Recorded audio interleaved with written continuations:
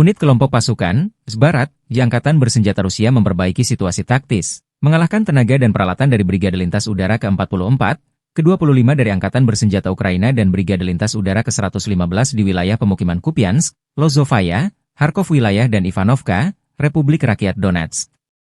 11 serangan balik oleh kelompok penyerang dari Brigade Garda Nasional pertama dan keempat serta Brigade Pertahanan Terestrial ke-113 berhasil digagalkan.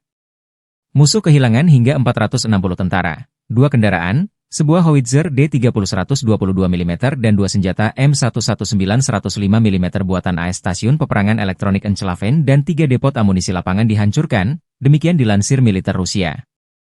Penerbangan operasional taktis, serangan kendaraan udara tak berawak, pasukan rudal dan artileri kelompok pasukan Angkatan Bersenjata Federasi Rusia menyerang fasilitas energi yang mendukung pengoperasian perusahaan kompleks industri militer Ukraina, infrastruktur lapangan terbang militer, serta akumulasi tenaga kerja dan peralatan militer musuh di 142 wilayah.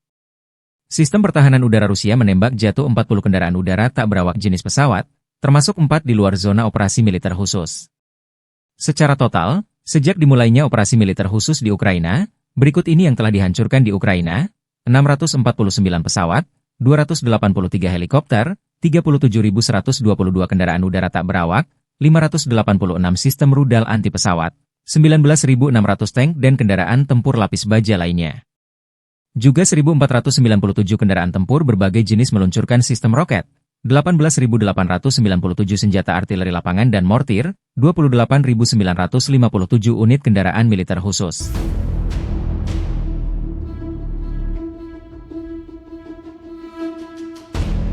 Download Tribun X sekarang. Menghadirkan lokal menjadi Indonesia.